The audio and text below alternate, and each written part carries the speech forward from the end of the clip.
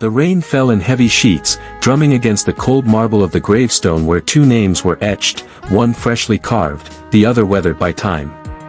The cemetery was a place of whispers, where the living came to mourn and the dead held their secrets close. Under a sky bruised with storm clouds, two girls stood frozen, their faces pale, their eyes wide with something sharper than grief.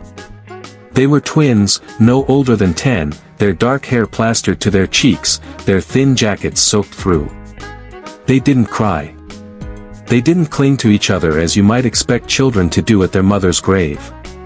Instead, they stood rigid, their gazes locked on the figure watching them from the shadows of a gnarled oak tree. He was a man who carried wealth like a second skin, his tailored coat untouched by the rain, his presence commanding even in silence. Victor Langston, billionaire, a name that opened doors and closed deals, stood there, his face unreadable. His eyes, sharp as flint, tracked the girl's every movement, but he didn't step forward. He didn't call out. He just watched, his silence heavier than the storm.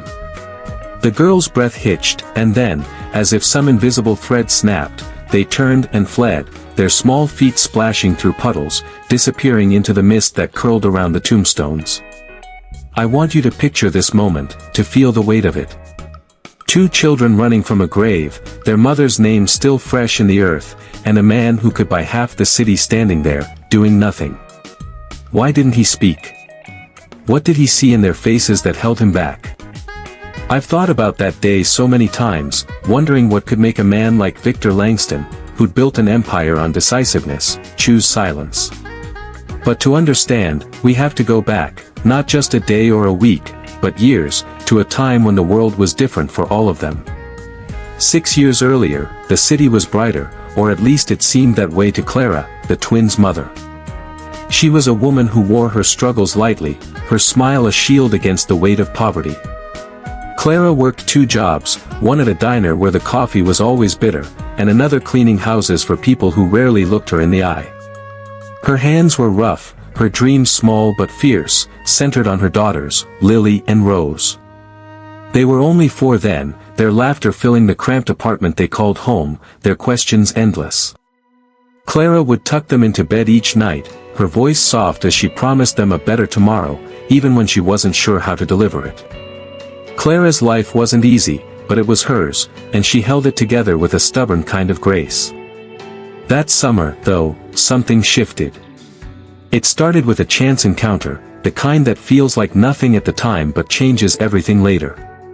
She was cleaning a penthouse downtown, one of those glass towers that seemed to scrape the sky. The client was rarely there, but that day, as she polished a marble counter, the door opened, and Victor Langston walked in. He was younger then, his hair still dark, his eyes carrying a hunger that wasn't yet dulled by success. He wasn't supposed to be there, and she wasn't supposed to be noticed, but their eyes met, and for a moment, the world paused. He didn't say much, just asked her name, his voice clipped but not unkind. Clara answered softly, her heart racing, not because of who he was but because of the way he looked at her, like he saw more than a woman with a rag in her hand. She told him about her girls, her words spilling out before she could stop them, and he listened, his face giving nothing away. When he left, she thought that was the end of it, a fleeting moment she'd replay in quiet moments but never speak of. But Victor didn't forget. He came back the next week, and the week after, always finding a reason to be there when she was. It wasn't love, not yet, but it was something. A pull, a curiosity, a crack in the walls they'd both built around themselves.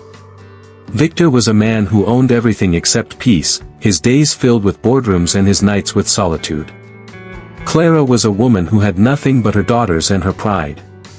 They were opposites in every way, yet in those stolen moments, they found a language of glances and half-spoken truths. He'd ask about her girls, and she'd tell him stories, her voice warm with love. He'd listen, and for the first time in years, he felt something stir, something he couldn't name. But life has a way of complicating things. Clara's world was fragile, held together by sheer will, and Victor's was a fortress, impenetrable but cold. One evening, as the sun dipped below the skyline, Clara arrived at the penthouse to find Victor waiting, not with his usual calm but with a tension she hadn't seen before. He told her he was leaving the city, a business deal that would take him overseas for months, maybe longer. His voice was steady, but his eyes betrayed him, searching hers for something he couldn't ask for. She nodded, her throat tight, and said she understood. What else could she say? She was a cleaner, he was a billionaire, and the gap between them was wider than any ocean. He left her something that night, a small gesture that felt enormous to her. A locket, simple but elegant, with a tiny engraving of a rose and a lily. For your girls, he said, his voice low. She took it, her fingers trembling, and when she looked up to thank him, he was already gone. She wore it every day after that, a secret she carried close to her heart, a reminder of a man who'd seen her, even if just for a moment.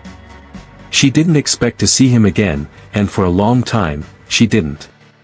Clara's life went on, the way it always had, one step forward, two steps back.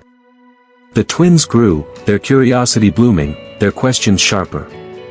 Clara worked harder, her body tiring, her smile fading at the edges. She never told anyone about Victor, not even her closest friend at the diner. What was there to tell? A rich man had been kind to her, had given her a locket, had left. It wasn't a story anyone would believe, least of all herself.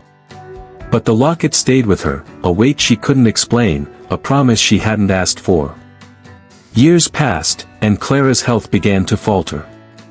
It started with a cough, then nights when she couldn't breathe, her chest tight with pain.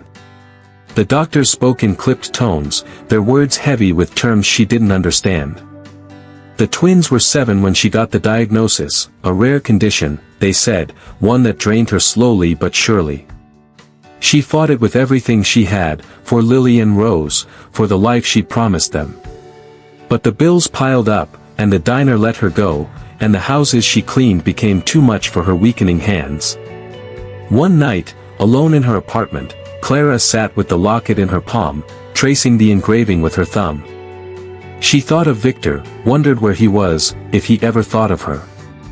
It was a foolish thought, she knew, but it was all she had in that moment. She didn't cry, not then. She put the locket back on and went to bed, her daughter's laughter echoing in her dreams. She didn't know that Victor was back in the city, his empire larger, his heart colder, his life a series of calculated moves. She didn't know that fate, or something like it, was pulling them back together, not for a reunion, but for something far more shattering. The day Clara died, the twins were at her side, their small hands clutching hers, their faces blank with shock. She'd told them to be strong, to take care of each other, to never stop dreaming. She didn't mention the locket, didn't tell them about the man who'd given it to her. She didn't have the strength to explain what she barely understood herself. When she took her last breath, the twins didn't cry. They sat there, silent, as the world they knew crumbled around them. And so we come back to the cemetery, to the rain, to the twins standing at their mother's grave. They weren't there to mourn, not in the way you might think. They were there because of a promise, one Clara had whispered in her final days, a promise they didn't fully understand but felt bound to keep. They wore the locket, split between them, one half for Lily, one for Rose, its chain broken but its meaning intact. They didn't know why they had to come, only that they did, that something waited for them here, something their mother had left behind. Victor saw them before they saw him. He'd come to the cemetery for reasons of his own, reasons tied to a past he rarely let himself think about. When he saw the twins, he froze, his breath catching, not because of their grief but because of their faces. They were Clara's daughters, he knew at the moment he saw them, their eyes carrying her light, her strength. But there was something else, something that made his chest tighten, something he couldn't name but couldn't ignore. Why did the twins run? What did they see in Victor's face that sent them fleeing into the storm? And why did he, a man who'd built his life on control, let them go without a word? I keep coming back to that moment, turning it over like a stone, searching for the truth beneath. The rain didn't stop that day, and neither did the questions. To find the answers, we have to go back again, to the days after Clara's death, to the choices that led them all to that grave. The rain didn't follow Clara's daughters forever, but its chill seemed to linger in their bones long after that day at the cemetery. Let's step back, though, to a time when the world still held a flicker of warmth for them, before the grave, before the locket, before the man who watched them run. 6 years ago, the twins, Lily and Rose, were just 4 years old, their lives a small but vibrant universe orbiting their mother. Clara was their sun, her laughter the gravity that kept them steady.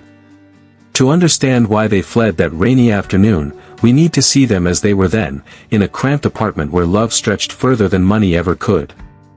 Picture a summer evening, the kind where the air hums with possibility, even for those who have little.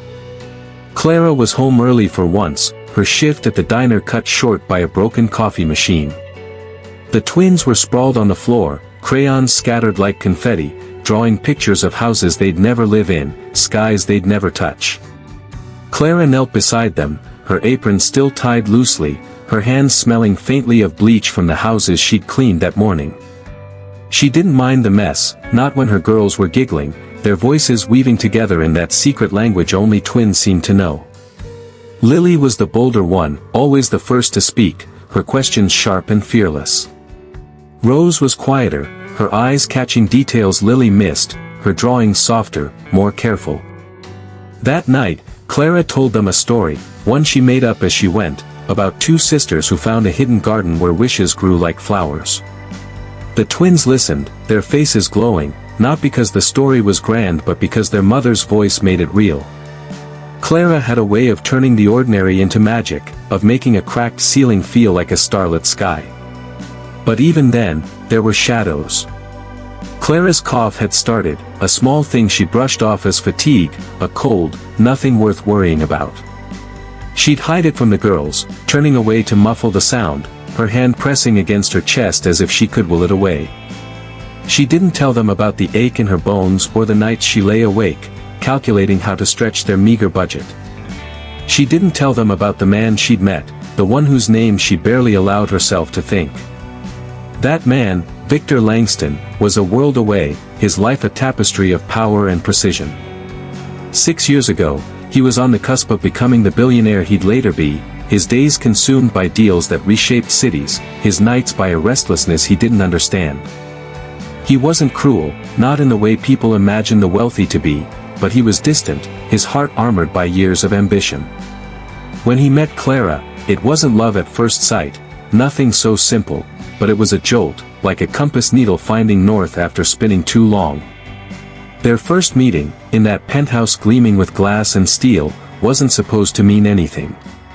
Clara was just a cleaner, one of many who moved through his world unnoticed. But that day, as she wiped down a counter, her hair slipping from its bun, she hummed softly, a tune he didn't recognize but couldn't ignore. He'd walked in unannounced, expecting an empty apartment, and there she was, a presence that didn't belong yet felt inevitable. He asked her name, not because he needed to know but because he wanted to hear her voice again. Clara answered, her tone polite but unguarded, and when he asked about her life, she spoke of her daughters, her words painting them so vividly he could almost see them. He didn't know why he kept coming back, why he timed his visits to coincide with her schedule. Maybe it was her honesty, rare in a world where everyone wanted something from him. Maybe it was the way she looked at him, not as a billionaire but as a man, flawed and searching. They talked, never for long, their conversations a delicate dance of questions and silences. One afternoon, as thunder rumbled in the distance, Clara arrived at the penthouse soaked from a sudden downpour. Victor was there, papers spread across a table, his tie loosened. He saw her shivering, her hands fumbling with her bag, and without thinking, he draped his coat over her shoulders. It was a small gesture, but to Clara, it was enormous, a moment of kindness in a life that offered few. She thanked him, her voice barely above a whisper, and he noticed the way her fingers curled around the coat, as if holding on to something she couldn't keep. That was the day he gave her the locket. He'd seen it in a shop window, simple but striking, with the rose and lily engraving that seemed made for her daughters. He handed it to her, his words casual, but his eyes lingered, searching for her reaction. Clara took it, her breath catching, and when she looked up, he was already turning away, as if afraid to see what he'd stirred. She didn't wear it right away, tucking it into her pocket instead, a secret too precious to expose to the world. Back at home, Clara hid the locket in a drawer, under a pile of bills and old photographs. She didn't tell the twins, didn't tell anyone. What was there to say? That a man she barely knew had given her something beautiful, something that felt like a promise he hadn't made? She'd take it out sometimes, late at night, when the twins were asleep and the apartment was quiet. She'd trace the engraving, her thoughts drifting to Victor, to the life he led, so far from hers. The twins, oblivious to their mother's secret, filled their days with small adventures. They'd race each other down the hallway, their laughter echoing off the walls, or sit on the fire escape, watching the city pulse below. Lily would talk about becoming an astronaut, her arms stretched toward the stars, while Rose dreamed of painting, her fingers smudged with color. Clara watched them, her heart swelling, but there was always a shadow in her eyes, a fear she couldn't shake. One evening, as Clara tucked them into bed, Lily asked why she worked so much, why she was always tired. Clara smiled, brushing a strand of hair from her daughter's face, and said it was because she loved them more than anything. Rose, quieter, reached for her mother's hand, her touch gentle but firm, as if she could sense the weight Clara carried. That night, Clara lay awake, the locket in her palm, its cool metal grounding her. She didn't know Victor was leaving, didn't know their paths were about to diverge in ways neither could foresee. When Victor told her he was going overseas, it was abrupt, his words clipped, as if he were tearing off a bandage. They were in the penthouse, the city sprawling below, its lights indifferent to their moment. Clara nodded, her face calm, but inside, something cracked. She didn't ask him to stay, didn't tell him how much their talks had meant. She thanked him for the locket, her voice steady, and when he left, she stood there, alone, the silence louder than any goodbye. Clara went back to her life, to her girls, to the grind that never eased. Victor went to his, to boardrooms and private jets, to a world where Clara's name was just a memory he didn't let himself touch. The locket stayed hidden, a relic of something neither fully understood. But life doesn't pause, and the twins grew, their mother's love the one constant in a world that was starting to fray at the edges. That summer, so full of hope and quiet promises, feels distant now, doesn't it? Clara's laughter, the twins' drawings, Victor's fleeting warmth, they're like fragments of a dream, scattered by time. But those moments shaped them, set them on a path toward that rainy day at the cemetery. What happened in the years that followed, as Clara's health faded and Victor's empire grew? What drew the twins to their mother's grave, and what made them run from the man who knew more than he let on? We're getting closer to the truth, but it's a truth that hurts to hold, one that asks us to look at love and loss through a lens we might not be ready for. The city never sleeps, but it has a way of turning its back on those who need it most. After that summer when Clara and Victor's paths crossed, life didn't pause to let them catch their breath. For Clara, the days blurred into a rhythm of survival, each one a quiet battle to keep her daughters fed, clothed, and dreaming. The twins, Lily and Rose, were growing fast, their world expanding beyond the walls of their apartment, but it was a world that pressed down on their mother, heavier with each passing year. To understand why those girls ran from their mother's grave, we have to walk through the shadows of Clara's life, to see the weight she carried and the secrets she kept, even from herself. Clara's apartment was a patchwork of love and necessity, its walls thin, its windows drafty, but it was home. By the time the twins were 6, the place was alive with their energy, Lily's bold questions, Rose's quiet sketches, their laughter a fragile shield against the world outside. Clara worked harder than ever, her days split between the diner and cleaning jobs that left her hands raw. The cough that had started as a nuisance was now a constant companion, stealing her breath in the middle of shifts, making her pause to steady herself against a counter or a wall. She didn't tell the girls, didn't want them to worry. She'd smile through the pain, her voice steady as she read them stories, her hands gentle as she tucked them in. But the truth was creeping in, slow and relentless. Clara's body was betraying her, and the bills were piling up faster than she could pay them. The diner cut her hours when she started missing shifts, her strength fading. The cleaning jobs dwindled as clients noticed her slowing pace. She'd sit at the kitchen table late at night, a single bulb casting shadows, her fingers tracing the edges of envelopes marked urgent. The locket, that small gift from Victor, stayed hidden in a drawer, untouched but never forgotten. She couldn't bring herself to look at it, not when hope felt like a luxury she couldn't afford. The twins sensed the change, even if they didn't understand it. Lily would ask why their mother was so tired, why her eyes were red some mornings. Rose, always watching, would notice the way Clara's hands shook when she thought no one was looking. They'd try to help in their own small ways, Lily sweeping the floor with a broom too big for her, Rose drawing pictures to cheer her up, taping them to the fridge where Clara would see them first thing. Clara would hug them close, her heart aching with love, but also with fear. What would happen to them if she couldn't keep going? One evening, after a particularly grueling day, Clara came home to find the twins asleep on the couch, a half-finished drawing clutched in Rose's hand. It was a picture of a garden, like the one from Clara's stories, with two girls holding hands under a tree. Clara sank onto the floor beside them, her breath shallow, her chest tight.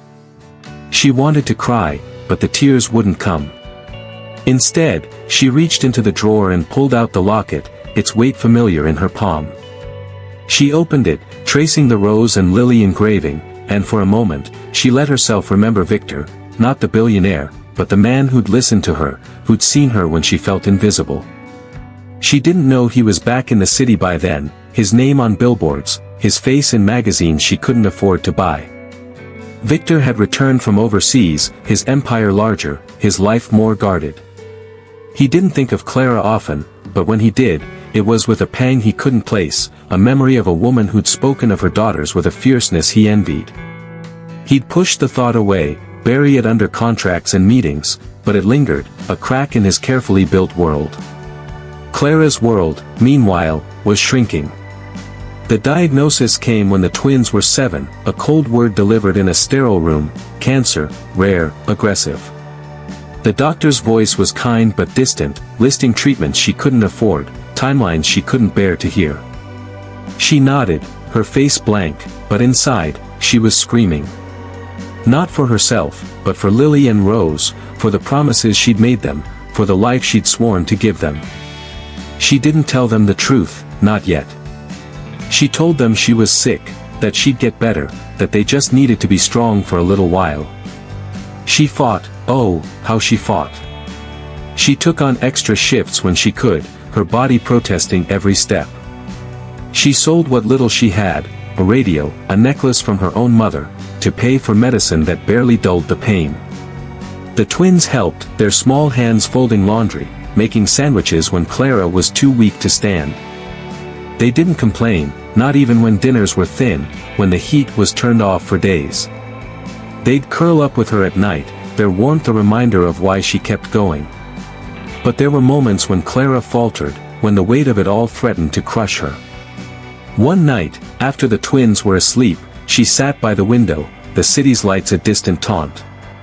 She held the locket again, its chain catching the moonlight.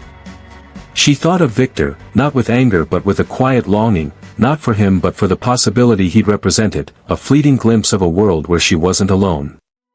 She whispered to the locket, as if it could carry her words to someone, anyone. "I just want them to be okay," she said, her voice breaking. "Please, let them be okay." The twins, though young, carried their own burdens. Lily would overhear Clara on the phone, arguing with bill collectors, her voice sharp with desperation. Rose would see the medicine bottles piling up, their labels unreadable but their presence ominous. They'd talk in whispers when Clara wasn't listening, promising each other they'd be brave, that they'd make their mother proud. They didn't know about the locket, didn't know about the man who'd given it to her. All they knew was their mother's love, fierce and unwavering, even as her strength faded. Clara started writing letters, small notes she tucked away, words for her girls to read when they were older. She wrote about their laughter, their dreams, the way they made every day worth fighting for. She didn't write about Victor, didn't mention the locket, but she held it as she wrote, as if it could anchor her to the world a little longer. She didn't know why she kept it, only that letting it go felt like giving up a piece of herself. The city moved on, indifferent to her struggle. Victor, now a fixture in its upper echelons, walked through boardrooms and galas, his life a polished surface that reflected nothing of the man he'd been 6 years ago. Clara's name was a distant echo, one he didn't let himself hear. But fate, or something like it, was weaving their stories back together, not gently, but with a force that would shake them all. Clara's final days were quiet, her girls at her side, their hands clasped in hers. She didn't cry, didn't let them see her fear. She told them to love each other, to never stop dreaming, to carry her with them always. She didn't tell them about the locket, didn't give them the letters. She left those for later, trusting they'd find them when the time was right. When she closed her eyes, the twins didn't weep. They sat there, silent, their world irrevocably changed. That silence followed them, through foster homes and sleepless nights, until the day they stood at her grave, the locket split between them, its meaning a mystery they felt but didn't understand. They weren't mourning that day, not in the usual way. They were there for something else, something Clara had asked of them, something that made them run when they saw Victor's face. What was it? What did Clara leave behind that could scare them so? We're closer now, but the truth is still just out of reach, waiting in the moments that came after her death. The cemetery was a memory now, its rain-soaked stones fading into the haze of what came after, but the twins' flight from that place left a ripple that wouldn't settle. Lily and Rose, only 10, carried their mother's absence like a weight they couldn't name, their small hands clutching halves of a broken locket, its Rose and Lily engraving a tether to a past they barely understood. To grasp why they ran from Victor Langston, why his silent gaze sent them bolting through the mist, we need to trace the days following Clara's death, when the world turned colder and the threads of her life began to unravel in ways no one expected. After Clara's passing, the twins were swept into a system that promised care but delivered little warmth. Their first foster home was a narrow house on the edge of the city, where the walls smelled of damp and the other children moved like ghosts. Lily, ever defiant, kept her chin up, her questions sharp, while Rose clung to her sister, her eyes scanning every corner as if searching for their mother in the shadows. They didn't speak of the locket, didn't show it to anyone. It was theirs, a secret they guarded fiercely, even from each other's doubts. Clara had left instructions, whispered to a social worker in her final days, about a box under her bed, one she'd filled with letters and keepsakes for her girls. But the apartment was cleared out quickly, its contents scattered, and the box never reached them. The twins didn't know about the letters, didn't know their mother had poured her heart into words meant to guide them. All they had was the locket, split between them, and a promise Clara had made them swear to keep, a promise to go to her grave on a certain day, to wait for something she couldn't explain. They didn't understand it, but they trusted her, even in death. Life in the foster home was a grind of rules and routines, but the twins found small ways to hold on to themselves. Lily would steal moments to tell stories, her voice low, spinning tales of their mother as a queen in disguise, hiding from a world that didn't deserve her. Rose would draw, her pencil scratching out gardens and skies, always with two figures hand in hand. They'd lie awake at night, whispering about the day they'd go to the cemetery, about what their mother meant, about why the locket felt heavier than it should. One afternoon, while sorting laundry, a chore they were tasked with despite their age, Rose found a newspaper tucked into a basket, its pages crumpled but intact. She smoothed it out, her fingers pausing over a photograph on the third page. It was a man, his face sharp and familiar, standing at a gala, his smile polished but distant. The caption read, "Victor Langston, billionaire philanthropist, announces new charity initiative." Rose's breath caught, though she didn't know why. She showed it to Lily, who frowned, her eyes narrowing as if trying to place him. They didn't know his name, not really, but something about his face tugged at them, like a song they'd heard but couldn't sing. Clara had never spoken of Victor, never told them about the man who'd given her the locket, but children have a way of sensing truths adults bury. They folded the paper, hiding it under their mattress, not sure what to do with it but certain it mattered. That night, Lily whispered to Rose, "Do you think he's why we're supposed to go?" Rose didn't answer, just traced the locket's half in her palm, its edges worn from her touch. Across the city, Victor was a man adrift in his own empire. His days were a blur of meetings, his nights a parade of empty galas, but something had shifted since Clara's death, though he didn't know it yet. He'd heard of a woman's passing, a name in a report his assistant had mentioned, a cleaner, someone from years ago. It hadn't registered, not at first. Clara's name was a faint echo, one he'd tucked away with other fleeting moments. But the locket, the one he'd given her, stayed in his mind, its image surfacing in quiet moments, unbidden and sharp. He didn't know about the twins, not yet, but fate was pulling him closer, in ways he couldn't predict. One morning, as he signed papers in his office, a delivery arrived, a package meant for a charity event he was sponsoring.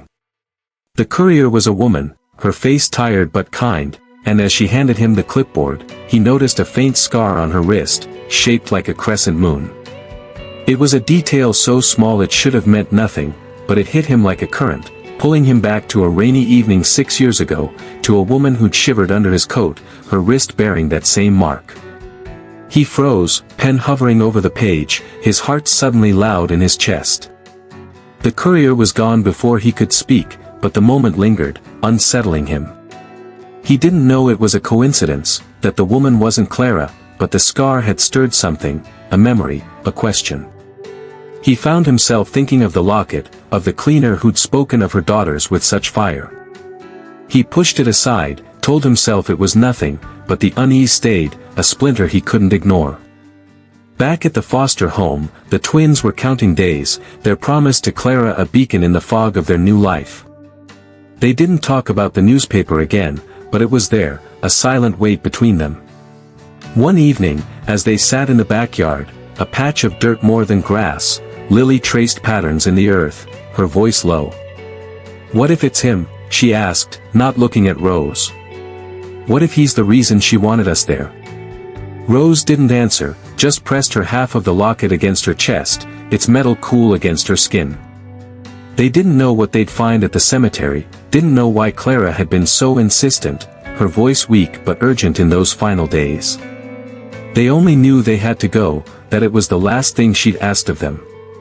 The foster parents were strict, their rules a cage, but the twins were clever, slipping away on the day they'd promised, their hearts pounding as they boarded a bus to the cemetery. They didn't expect to see anyone, didn't expect the man from the newspaper to be there, watching them with eyes that seemed to know too much. When they saw Victor, standing under that oak, his face unreadable, something broke inside them. It wasn't just fear, though fear was there, sharp and cold. It was recognition, not of his name or his wealth, but of something deeper, something tied to their mother, to the locket, to the promise they didn't understand. They ran because staying felt like stepping into a truth they weren't ready for, a truth that might shatter the fragile world they'd built without her. Victor didn't chase them, didn't call out, but his silence wasn't indifference. He stood there, rain soaking his coat, his mind racing with questions he didn't want to ask. He'd seen their faces, seen Clara in their eyes, and it had stopped him cold. Why were they here? What had Clara left behind that brought them to this place, on this day? He didn't know, but he felt it, a pull he couldn't shake, a connection he wasn't ready to face. The twins were gone, swallowed by the storm, but the moment wasn't over. It was a thread, stretched tight, linking past to present, pulling them all toward a reckoning no one could avoid. What did Clara's promise mean? Why had she sent her daughters to that grave, and what did Victor see that kept him silent? The answers are close, hidden in the days that followed, in the choices they all made when the world seemed to turn against them. The city's pulse never faltered, its streets humming with lives that crossed and diverged without pause, but for Lily and Rose, the world felt suspended after their flight from the cemetery. They were back in the foster home now, its walls closing in tighter than ever, the halves of their mother's locket hidden beneath their shirts, a secret that burned against their skin. Victor Langston's face lingered in their minds, his silent stare a question they couldn't answer. To understand why they ran, why he didn't speak, we need to step into the days that followed, when chance, or something stronger, brought them face to face again, not as strangers, but as pieces of a puzzle neither fully grasped. The foster home was a place of sharp edges, where rules were barked and kindness was rationed. Lily and Rose moved through it like shadows, their bond the only light they trusted. They didn't talk about the cemetery, not at first, but it was there, a weight in their glances, a tension in their whispers. Lily, always the braver, would lie awake, her fingers tracing her half of the locket, wondering what their mother had meant, why that man had been there. Rose, quieter, drew his face in her sketchbook, smudging the lines as if she could erase the unease he stirred. A week after the cemetery, the foster home was preparing for a community event, a rare outing meant to show the kids a world beyond their narrow routines. It was a charity fair, one of those polished affairs where the city's elite mingled with good intentions, their smiles as curated as their donations. The twins were reluctant, but the foster parents insisted, dressing them in stiff hand-me-downs, their faces scrubbed clean. They didn't know Victor would be there, didn't know his company was a major sponsor, his name emblazoned on banners that fluttered in the autumn breeze. Victor arrived late, his presence commanding even in the crowd. He'd been restless since the cemetery, Clara's face surfacing in his dreams, her daughter's eyes haunting his waking hours. He didn't know why he'd gone to her grave that day, only that he'd felt compelled, drawn by a memory he couldn't shake. Seeing the twins had rattled him, their resemblance to Clara undeniable, but it was more than that, something in their gaze, a flicker of recognition that mirrored his own. He'd told himself it was coincidence, but doubt gnawed at him, pulling him to this fair without fully understanding why. The fair was a blur of music and laughter, but for the twins, it was overwhelming, a sea of faces that didn't care. They stayed close, Lily's hand gripping Rose's, their eyes scanning for an escape. They were tasked with helping at a booth, handing out flyers for a children's fund, a job that kept them busy but didn't dull their unease. Lily muttered under her breath, joking about running away to join a circus, but Rose was quiet, her attention caught by a man across the field, his coat dark against the bright tents. It was Victor, speaking to a group of donors, his voice low but carrying authority. He hadn't seen the twins yet, hadn't noticed the booth where they stood, but the air felt charged, as if the world was holding its breath. Lily followed Rose's gaze, her stomach tightening when she recognized him. "It's him," she whispered, her voice barely audible. Rose nodded, her fingers curling around her locket half, its edges digging into her palm. They didn't run this time, not yet, but every muscle tensed, ready to bolt. Victor turned, his eyes scanning the crowd, and for a moment, their gazes locked. It wasn't deliberate, not at first, but once it happened, it was unbreakable. Lily's defiance faltered, her bravado giving way to something raw, while Rose's quiet strength wavered, her breath shallow. Victor's face didn't change, but his hand paused mid-gesture, a pen slipping from his fingers to the ground. The donors didn't notice, their chatter unbroken, but for Victor, the world narrowed to those two girls, their faces a mirror of Clara's, their eyes carrying a weight he couldn't name. He stepped forward, almost instinctively, but a volunteer approached the twins' booth, breaking the moment. She handed Lily a stack of flyers, her voice cheerful, oblivious to the tension. "You girls are doing great," she said, patting Rose's shoulder. The twins nodded, their movements mechanical, their eyes darting back to Victor. He hadn't moved closer, but he was watching, his expression unreadable, his silence louder than the fair's noise. Lily leaned toward Rose, her voice a hiss. "What's he doing here?" Rose didn't answer, just pressed her locket half harder against her chest, as if it could steady her. They didn't know Clara had met him, didn't know about the locket's origin, but they felt it, the pull of something unspoken, something tied to their mother's promise. Victor, too, was caught in it, his mind racing. He remembered Clara's stories, her daughter's names, the locket he'd given her. Could these be them? The question clawed at him, but he didn't approach, not yet. The volunteer returned, asking the twins to deliver a box of flyers to the main tent, where Victor was headed. They hesitated, their instincts screaming to refuse, but the foster home's rules loomed, and they obeyed, carrying the box between them, their steps slow. The tent was crowded, its air thick with perfume and ambition, and Victor was there, signing a ledger, his back to them. They set the box down, their movements quiet, but as they turned to leave, Lily's elbow knocked a cup from a table, its crash sharp in the hum of voices.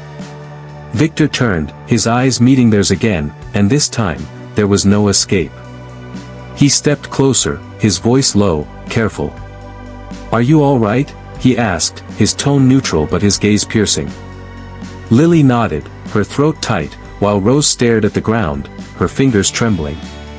They didn't speak, didn't know how to, but the air between them crackled, heavy with questions neither side could voice. Victor bent to pick up the cup, his hand brushing Lily's as he handed it back, and for a split second, she froze, her eyes searching his face for something she didn't understand. "Thank you," Rose whispered, her voice so soft it was almost lost. Victor nodded, his jaw tight, and watched as they slipped away, disappearing into the crowd. He didn't follow, didn't call after them, but his heart was pounding, a rhythm he hadn't felt in years. He thought of Clara, of the locket, of the scar he'd seen on that courier's wrist, a detail that wasn't hers but had stirred the same memory. He didn't know the twins' names, didn't know their story, but he felt it, a truth hovering just out of reach, waiting to break through. The twins, back at their booth, were silent, their hands busy but their minds elsewhere. Lily's bravado was gone, replaced by a quiet that matched Rose's, their usual rhythm disrupted. They didn't know why Victor's voice felt familiar, why his touch had sent a shiver through them, but they felt their mother in it, her presence woven into that moment. The locket halves burned against their skin, a reminder of her promise, a promise they were starting to fear. Victor stood alone in the tent, the ledger forgotten, his mind replaying the encounter. He'd seen Clara in their faces, but it was more than that, a recognition he couldn't place, a pull he couldn't ignore. Why had they looked at him like that, with fear and something else, something deeper? He didn't know, but he was starting to suspect, starting to feel the edges of a truth that could unravel everything. The fair went on, its music and laughter indifferent to the moment, but for the twins and Victor, something had shifted, a door cracked open, letting in light they weren't ready to face. What was Clara's promise, and why did it lead them here, to this man who knew more than he said? The answers are closer, hidden in the spaces between their glances, in the weight of a locket that held more than memory. The charity fair faded into the city's endless rhythm, its music and banners swallowed by the grind of days that followed, but for Lily, Rose, and Victor Langston, that fleeting encounter left a mark that wouldn't fade. The twins returned to their foster home, their halves of the locket tucked beneath their shirts, its weight a constant reminder of their mother's promise and the man whose gaze seemed to see through them. Victor, too, carried the moment, its questions gnawing at him, pulling him closer to a truth he wasn't sure he wanted. To understand why the twins ran from Clara's grave, why Victor stayed silent, we need to follow them into the weeks after the fair, when fate tightened its grip, forcing them into each other's orbit once more. The foster home was no softer after the fair, its rules a cage the twins navigated with care. Lily and Rose kept to themselves, their bond a shield against the world's sharp edges. They didn't speak much about Victor, but he was there, a shadow in their thoughts. Lily would catch Rose staring at her sketchbook, where his face appeared again, its lines softer now, less threatening but no less confusing. "Why do you keep drawing him?" Lily asked one night, her voice low, the darkness of their shared room swallowing her words. Rose didn't answer, just closed the book, her fingers brushing her locket half, its rose engraving warm from her touch. They were sent to school, a sprawling building where they felt small, their hand-me-down clothes setting them apart. The other kids didn't notice their silence, but the teachers did, their eyes lingering when Lily snapped at questions or when Rose flinched at loud voices. One afternoon, their class was chosen for a field trip, a visit to a community center funded by none other than Victor Langston's company. The twins didn't know this at first, didn't see the logo on the bus or the posters in the halls, but when they arrived, the air felt heavy, as if the world was conspiring to bring them back to him. Victor wasn't supposed to be there. His schedule was packed, his days a blur of decisions that shaped skylines, but a last-minute cancellation brought him to the center, a place he rarely visited despite his name on its walls. He was there to review a new program, a mentorship initiative for kids like the twins, though he didn't know they'd be among them. He walked through the center, his presence quieting rooms, his eyes scanning faces without really seeing them. Until he saw Lily and Rose. They were in a classroom, part of a group tasked with a project, building model houses from cardboard, a task meant to spark creativity. Lily was cutting pieces, her movements precise, while Rose sketched designs, her pencil hesitant but deliberate. They worked together, their heads close, their voices a murmur only they understood. Victor paused at the door, his assistant droning on about budgets, but his attention was on them. He didn't approach, didn't speak, but his gaze lingered, tracing their features, seeing Clara in their dark hair, their careful hands. The twins didn't notice him at first, too focused on their task, but Rose felt it, a prickle on her neck, like being watched. She looked up, her breath catching when she saw him, standing there, his coat unbuttoned, his face unreadable. Lily followed her gaze, her scissors pausing, her eyes narrowing. They didn't run, not this time, but their bodies tensed, their instincts caught between staying and fleeing. Victor's assistant moved on, pulling him toward another room, but he hesitated, his hand tightening on the doorframe, as if anchoring himself to the moment. The teacher, oblivious, called the twins to present their model, a simple house with a garden, its lines shaky but full of care. They stood at the front, Lily speaking for them, her voice steady but clipped, describing a home where no one went hungry, where flowers bloomed year-round. Rose held the model, her fingers brushing a tiny cardboard tree, its shape echoing the gardens she drew. Victor, now in the back, listened, his chest tight, hearing Clara in their words, her dreams woven into their small creation. When they finished, the room clapped, but the twins' eyes darted to Victor, his presence a magnet they couldn't ignore. He stepped forward, drawn by something he couldn't name, and asked, "Who designed the garden?" His voice was calm, but it carried a weight that silenced the room. Rose froze, her locket half burning against her skin, while Lily answered, her tone defiant. "We both did," she said, her chin up, daring him to say more. Victor nodded, his eyes moving between them, searching for something he didn't fully understand. He saw the locket halves, glinting faintly under their collars, and his breath caught, a memory slamming into him, Clara's hands, the locket he'd given her, its Rose and Lily meant for daughters he'd never met. "It's beautiful," he said, his voice softer now, almost breaking. The teacher beamed, mistaking it for praise, but the twins heard something else, a tremor that echoed their own unease. They were dismissed back to their seats, but the moment wasn't over. As the class moved to another activity, Victor lingered, his assistant hovering, confused by his stillness. He watched the twins, saw Lily whisper to Rose, saw Rose's hand clutch her locket half, her knuckles white. He wanted to ask their names, to know if they were Clara's, but the words wouldn't come. Instead, he turned to the teacher, asking about the group, his tone casual, masking the storm inside him. The teacher mentioned foster kids, kids who'd lost parents, her voice sympathetic but vague. Victor nodded, his jaw tight, and when she said, "Those two, they're twins, tough little things," he felt it, a jolt, like stepping off a cliff. He didn't ask more, didn't trust himself to, but he took a step closer to their table, his shadow falling across their model. Lily looked up, her eyes fierce, while Rose shrank back, her sketchbook open to a drawing of a woman with dark hair, a face like their mother's. "You're good at this," Victor said, gesturing to the model, his voice low, meant only for them. Lily didn't respond, but Rose whispered, "Thank you," her voice so quiet it was almost lost. He saw the locket again, clearer now, its engraving unmistakable, and his heart stuttered. He wanted to say something, to ask about Clara, about the locket, but the room was too loud, the moment too fragile. He stepped back, his hands clenched, and left the room, his assistant trailing behind. The twins sat frozen, their project forgotten, their minds racing. They didn't know why he'd spoken to them, why his voice felt like a memory they couldn't place. Lily's defiance wavered, her fingers brushing her locket half, its lily sharp against her skin. Rose's eyes followed Victor's path out the door, her sketchbook trembling in her hands. They felt their mother in that moment, her promise echoing, but it was tangled with fear, with a man who seemed to know more than he should. Victor, outside, leaned against a wall, the city's noise distant. He thought of Clara, of the locket, of the twins' eyes, so like hers.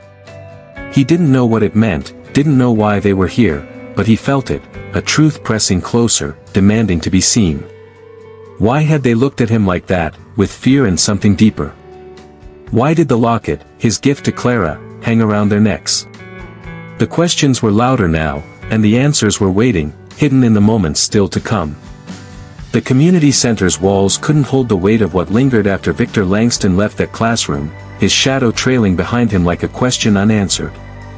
For Lily and Rose, the encounter with the man who'd seen them at their mother's grave was a crack in the fragile world they'd built since her death. The halves of the locket they wore, Lily's Lily, Rose's Rose, felt heavier now, as if Clara's promise was tightening its grip, pulling them towards something they weren't ready to face. Victor, too, was unraveling, his polished life fraying at the edges as memories of Clara clawed their way back.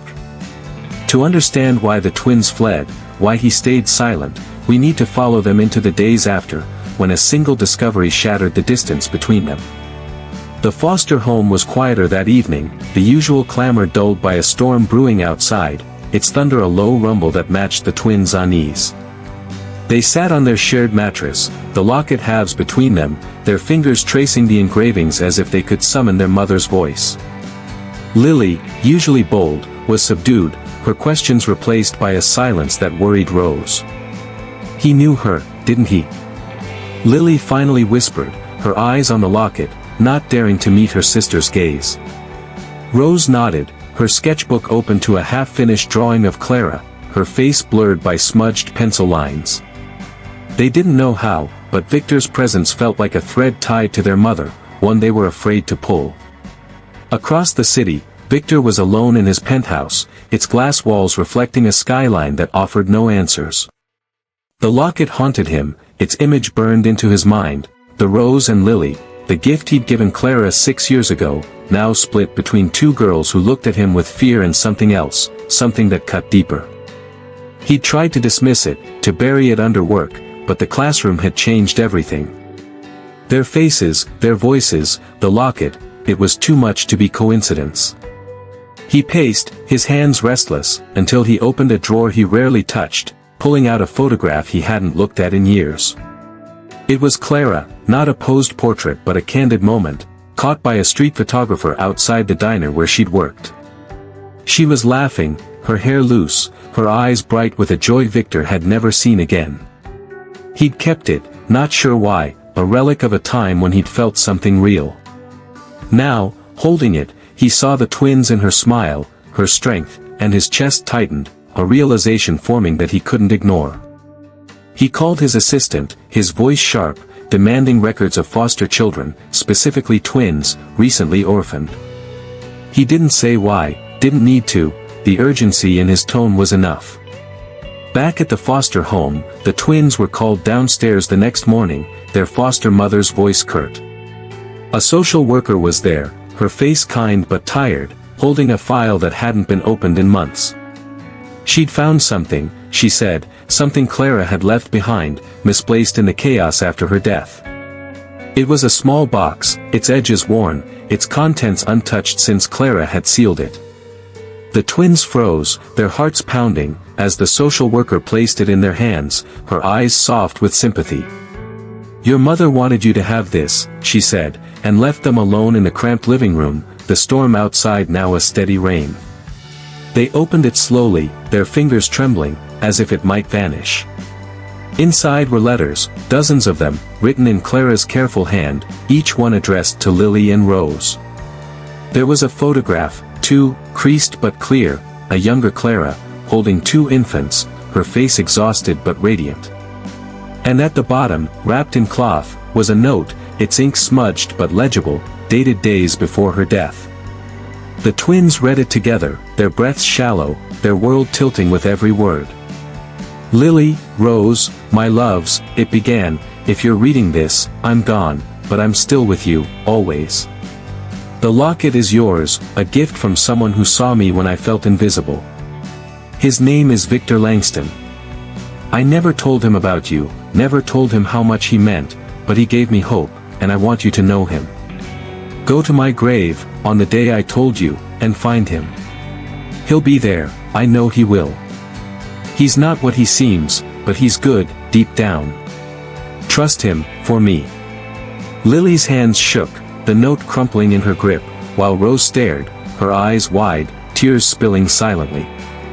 Victor Langston, the man from the cemetery, the fair, the classroom, wasn't a stranger. He was part of their mother's story, part of her heart, and she'd sent them to him, believing he'd protect them. But why had he looked at them like that, with eyes that seemed to know too much? Why hadn't he spoken, hadn't helped? The note didn't explain, didn't ease the fear that had driven them to run.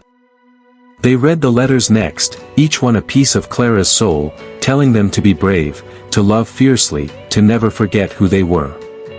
But it was the note that burned, its words a promise and a burden. They didn't know what to do, didn't know how to find him, how to trust a man who'd stood silent while they fled. They hid the box under their mattress, the locket halves back around their necks, their mother's words echoing in the silence between them. Victor, meanwhile, was piecing it together.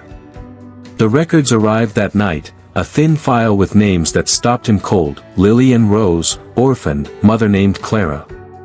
He sat back, his hands gripping the desk, the photograph of Clara still beside him. He remembered her stories, her daughters' names, the locket he'd given her for them. It was real, undeniable, they were hers, and they were alone. But why had they run? What had Clara told them, what had she left behind that brought them to her grave, that made them look at him with such fear? He stood, his mind racing, and pulled his coat from the chair. He needed to find them, to know why they were there, why Clara's memory was pulling him apart. He drove to the foster agency's office, his questions sharp, demanding answers they weren't ready to give. A clerk, startled by his intensity, mentioned a box, something Clara had left, recently delivered to the twins. Victor's heart sank, a new question forming, what had Clara written, what had she wanted them to know? The twins, back in their room, sat with the note, its words of fire they couldn't extinguish. Lily's voice was fierce, almost angry. She thought he'd help us, but he didn't. He just watched. Rose, quieter, touched her locket half, her eyes distant. Maybe he didn't know, she whispered, but even she wasn't sure. They felt betrayed, not by Clara, never by her, but by the man she trusted, the man who'd given her the locket and then disappeared. Victor, driving through the rain, felt it too, a betrayal, not of Clara, but of himself. He'd let her go, let her fade, and now her daughters were running from him, carrying a truth he hadn't earned. The locket, the note, the grave, it was all converging, and he was afraid, not of them, but of what he'd find when the pieces fell into place. What had Clara left behind, and why did it feel like it could break him? The truth was close, a storm gathering, and none of them were ready for its fury. The rain that had soaked the city seemed to linger in its air, a damp weight that pressed against the hearts of those caught in its aftermath. For Lily and Rose, the box of their mother's letters and the note naming Victor Langston were a wound that wouldn't close, its words tying them to a man they couldn't trust, a man whose silence at their mother's grave haunted them still. Victor, too, was trapped, his life of control unraveling as Clara's memory and her daughter's faces forced him to confront a past he'd buried. To understand why the twins ran, why he didn't speak, we need to step into the moment when the truth broke free, tearing through the fragile walls they'd all built. The foster home was a restless place that night, its creaks and murmurs louder under the storm's fading growl.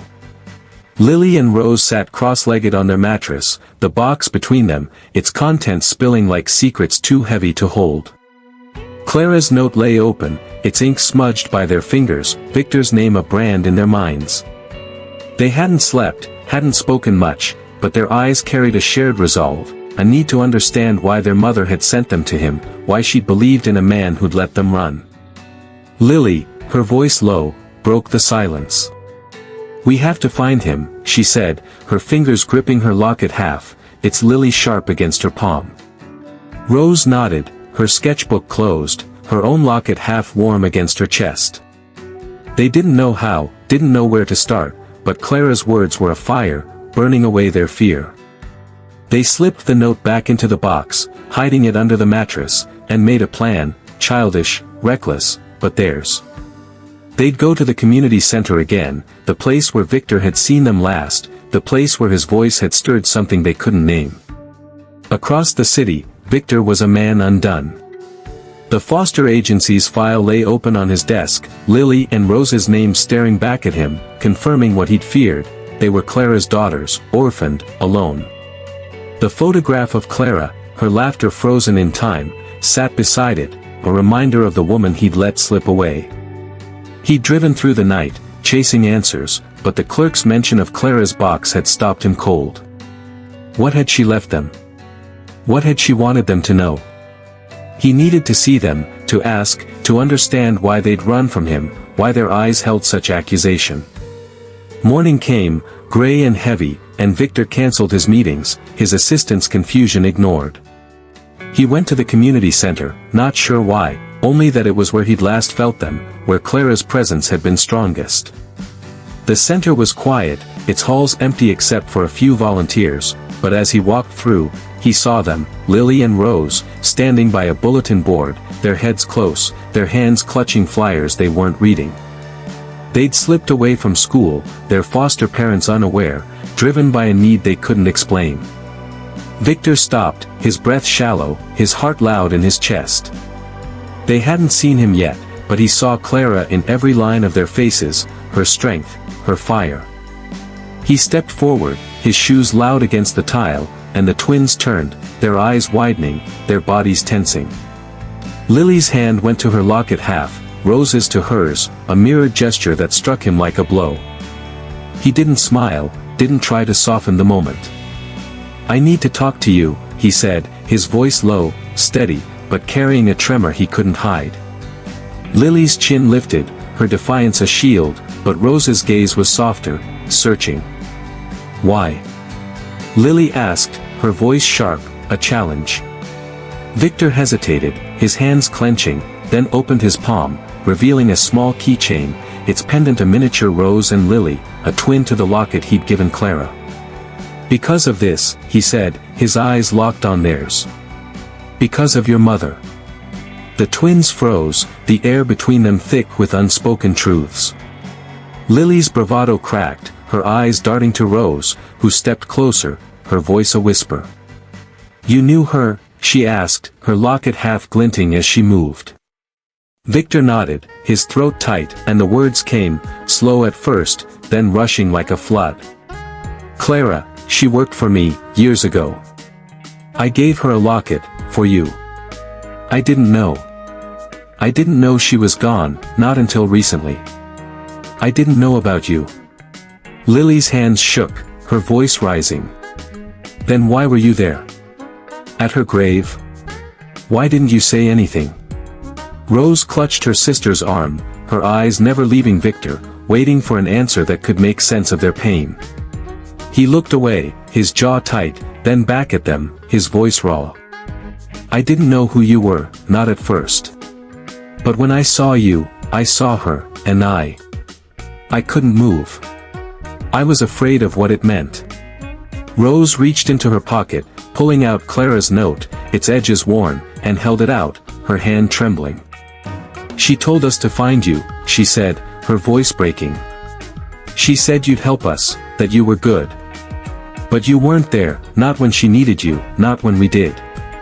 Lily's eyes burned, tears she wouldn't let fall, and Victor took the note, his fingers brushing hers, a contact that felt like a spark. He read it, Clara's words a knife, each one cutting deeper, her trust, her hope, her love for her daughters, her belief in him. He saw the locket in his mind, the moment he'd given it to her, the way she'd looked at him, like he was more than his wealth, more than his walls. "I didn't know," he said, his voice a whisper, his eyes wet, not with tears but with something heavier, something that hadn't fallen yet. "She never told me. I left, and I didn't come back. I thought she'd be fine, that she didn't need me." Lily stepped forward, her voice fierce, breaking. "She wasn't fine. She was sick, and we had nothing, and you were nowhere." Rose's hand tightened on her arm, but she didn't stop her, her own tears falling now, silent, relentless. Victor looked at them, saw Clara's pain in their anger, her love in their defiance, and he felt it, a truth he'd run from, a truth that was his to carry. "I failed her," he said, his voice hollow, "and I failed you." The note fell from his hand, fluttering to the floor, and Lily bent to pick it up, her movements sharp, protective. Rose watched him, her eyes searching, wanting to believe but afraid to trust. They stood there, the three of them, caught in a moment that felt like the end of something, the centers hung distant, the world shrinking to their shared pain. "What do you want now?" Lily asked, her voice softer, not forgiving but open, just a crack. Victor didn't answer, couldn't, his eyes on the locket halves, the rose and lily that bound them to Clara, to him. He wanted to say he'd make it right, that he'd be what Clara believed he could be, but the words felt empty, too late. Instead, he said, "I want to know you, if you'll let me." The twins didn't respond, their faces a storm of grief and doubt, and then they turned, walking away, their steps slow, deliberate, leaving him with Clara's note and a silence that screamed. He didn't follow, didn't call out, but as they disappeared around the corner, he sank to his knees, the keychain in his hand, its weight unbearable. Clara's trust, her daughter's pain, it was all real, and he'd lost them, not at the grave, but years ago, when he'd walked away from her light. The truth was out, and it was merciless, leaving them all raw, exposed, and searching for what came next. The community center's echo faded behind Lily and Rose as they walked away from Victor Langston, their mother's note clutched in Lily's hand, its words a wound that pulsed with every step. The truth had spilled out, Victor's connection to Clara, the locket, her trust in a man who'd failed her, and it left them raw, their hearts tangled in anger and longing. Victor stood alone, the rose and lily keychain in his palm, its weight heavier than any deal he'd ever closed. To understand why the twins ran from Clara's grave, why Victor's silence lingered, we need to follow him now, into the days after that shattering encounter, when he faced the man he'd become and the chance to be something more. Victor's penthouse was a fortress of glass and steel, its silence louder than the city below, but that night, it offered no refuge. He sat in the dark, the keychain on the table before him, Clara's photograph beside it, her laughter a ghost he couldn't escape. The twins' faces burned in his mind, Lily's defiance, Rose's quiet pain, their eyes so like their mother's, carrying an accusation he deserved. He'd failed Clara, not just by leaving, but by letting her fade, by building an empire that meant nothing against her loss. The note, now tucked in his pocket, was a mirror, reflecting a man he barely recognized, one who traded connection for control.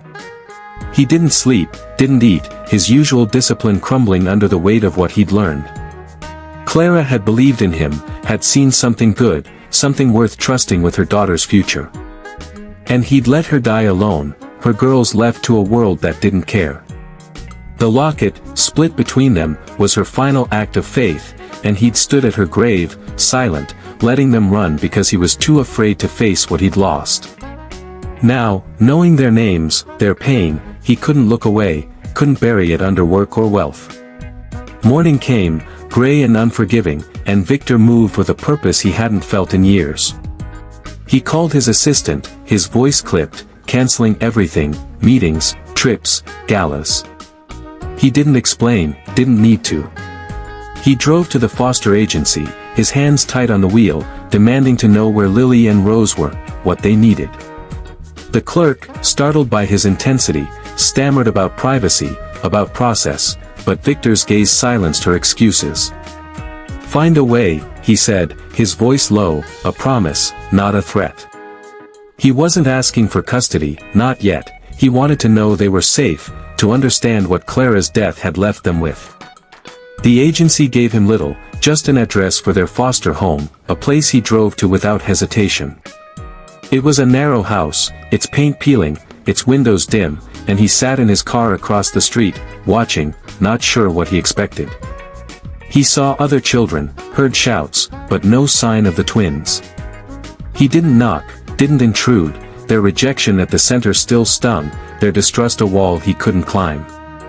Instead, he called a lawyer, one who'd handled his toughest deals, and tasked her with finding Clara's records, anything that might tell him more, her illness, her final days, what she'd wanted for her girls. Back in his office, Victor pulled the note from his pocket, reading it again, each word a cut. He's not what he seems, but he's good, deep down. Trust him, for me. Clara's faith was a fire, burning away his excuses, and he saw her now, not as a memory, but as a woman who'd fought for her daughters with everything she had. He remembered her stories, her laugh, the way she'd looked at him, like he could be more than his wealth, more than his walls. He'd walked away, thinking it was enough, but it wasn't, and now her girls were paying the price. He went to the diner where she'd worked, a place he hadn't seen in years, its neon sign flickering, its tables worn. The owner, an older woman with tired eyes, recognized him, her face softening when he mentioned Clara. She was the best of us, she said, pouring him coffee he didn't drink. Never complained, even when she was coughing up a lung. Kept those girls' pictures in her locker, talked about them like they were her whole world. Victor listened, his chest tight, learning of Clara's final months, her illness, her struggle, her refusal to give up. The owner handed him a photo from the locker, one Clara had left behind, of Lily and Rose at 4, their smiles bright, their mother's arms around them. He took it, his hands unsteady, and drove to the cemetery, to Clara's grave, where the rain had left puddles that reflected a bruised sky. He stood there, the photo in one hand, the keychain in the other, and spoke to her, his voice low, broken. I didn't know, Clara. I didn't know they were yours, that you needed me. I'm sorry. The words felt hollow, too late, but they were all he had. He thought of the twins, their fear, their strength, and knew he couldn't leave them to the system, to a life Clara had fought to spare them. He went back to the foster home, this time knocking, his heart loud in his ears. The foster mother answered, her face wary, and said the twins were at school, that he couldn't just show up. He didn't argue, didn't push, but left his card, asking her to tell them he'd come, that he wanted to help. He drove to the community center next, where the twins had last faced him, and met with the director, setting up a fund in Clara's name, one to support kids like Lily and Rose, kids the world forgot. It wasn't enough, he knew, but it was a start, a way to honor her, to prove her trust wasn't wasted. Days passed, and Victor waited, his phone silent, his hope fragile. He didn't know if the twins would reach out, didn't know if they could forgive him for failing their mother. He kept the photo on his desk, their faces a reminder of what he'd lost, what he still had a chance to find. He thought of Clara's note, her words a lifeline, trust him, for me. He wasn't that man, not yet, but he wanted to be someone her daughters could lean on, someone who wouldn't walk away. He drove to the foster home again, parking across the street, watching as dusk settled, lights flickering on in the house. He saw a shadow move, a girl at the window, Rose, he thought, her stillness so like Clara's. He didn't approach, didn't want to scare her, but he whispered to himself, a promise to the night, I'll find you, Clara's girls. I'll make this right, if you'll let me. The words were soft, carried away by the wind, but they anchored him, giving him a purpose he hadn't known he needed. The twins were inside, unaware of his vigil, their box of letters hidden, their locket halves close. They didn't know he'd come, didn't know he was trying, but they felt something, a shift, a possibility, Clara's love still guiding them, even now. Victor's failure was real, but so was his resolve, and as he drove away, the city's lights blurring, he carried their faces, their pain, and a hope that wasn't his alone. The truth had broken them, but it wasn't the end, Not yet, not while they all still had time to choose what came next. The city wore its autumn like a faded coat, its streets dusted with leaves that crunched underfoot, a reminder that seasons turn even when hearts stand still. For Lily and Rose, the days since their confrontation with Victor Langston were a quiet storm, their mother's note and locket halves a tether to a truth they couldn't fully grasp. Victor, too, was changed, his wealth a hollow echo against the promise he'd made to Clara's memory, to her daughters, to himself. The cemetery, the fair, the community center, all led to this, a moment where paths could converge or diverge forever. To understand why the twins ran, why Victor stayed silent, we need to walk with them to the end, to a place where forgiveness isn't spoken, but felt. Victor's life, once a machine of precision, had slowed to a rhythm of waiting. He didn't return to the foster home after that night at the window, didn't want to push where trust was fragile.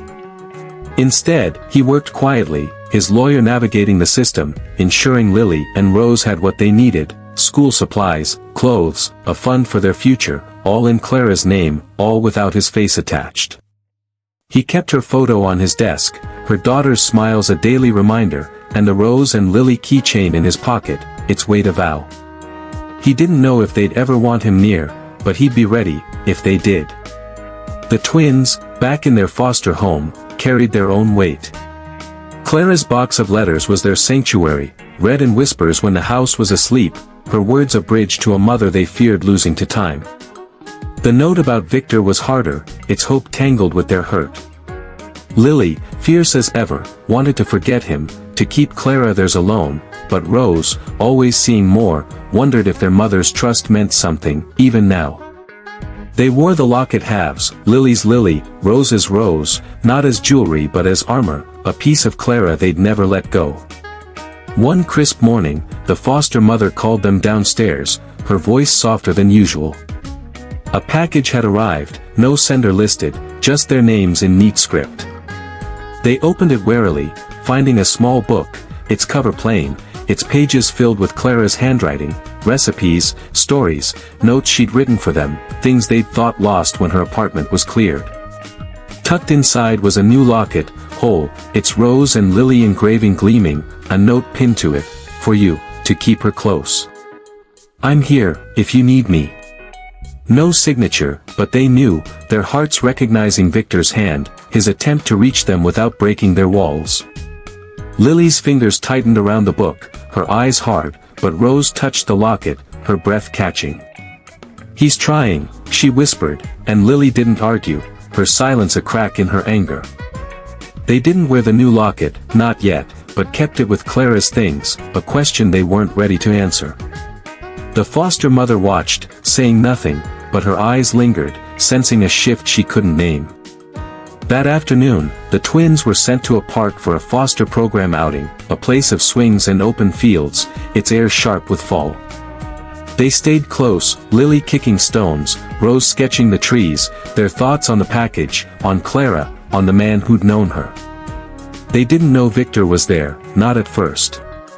He'd funded the program, one of many he'd started since learning of Clara's death, but he rarely attended, his presence too heavy for spaces meant to be light.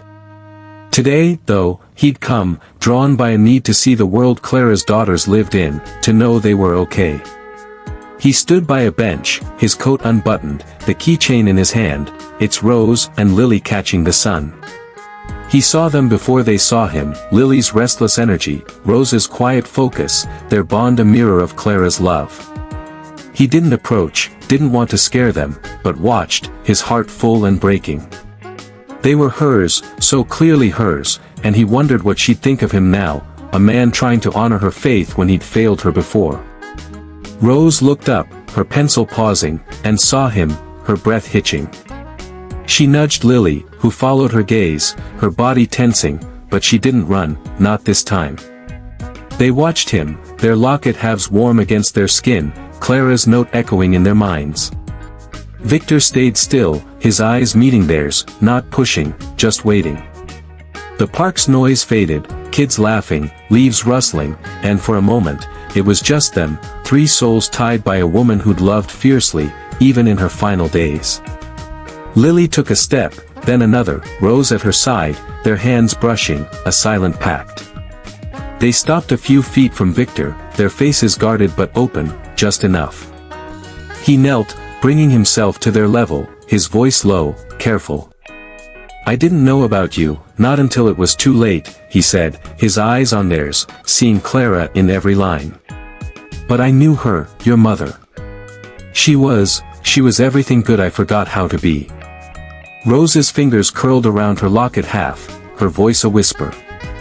"She said you'd help us."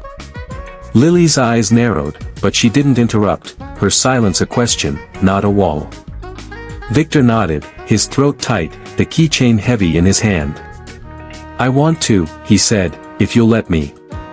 Not to take her place, she's yours, always. But to be someone you can count on, maybe, one day." He held out the keychain, not forcing it, just offering, its Rose and Lily a bridge between them. Lily stared, her defiance wavering, then reached, her fingers brushing his, a contact that felt like a spark. Rose took it too, her touch lighter, her eyes wet but steady. They didn't smile, didn't forgive, not yet, but they held it, their locket halves glinting beside it, Clara's love a thread that bound them still. Victor stood, his heart pounding, and said, "I'm here, whenever you're ready. No rush." He stepped back, giving them space, his eyes never leaving theirs. The twins nodded, small, almost imperceptible, and turned, walking back to the swings, their hands clasped, the keychain between them. They didn't look back, but they didn't need to.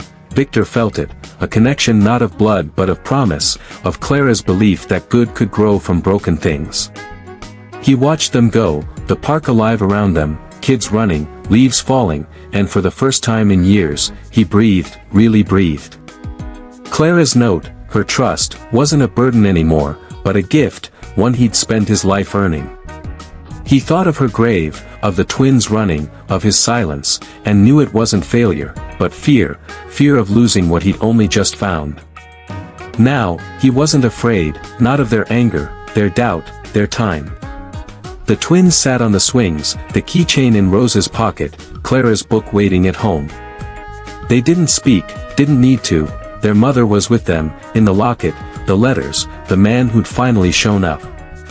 They pushed off, their feet brushing the ground, their faces turned to the sky, and for a moment, it was enough, a beginning, not an end.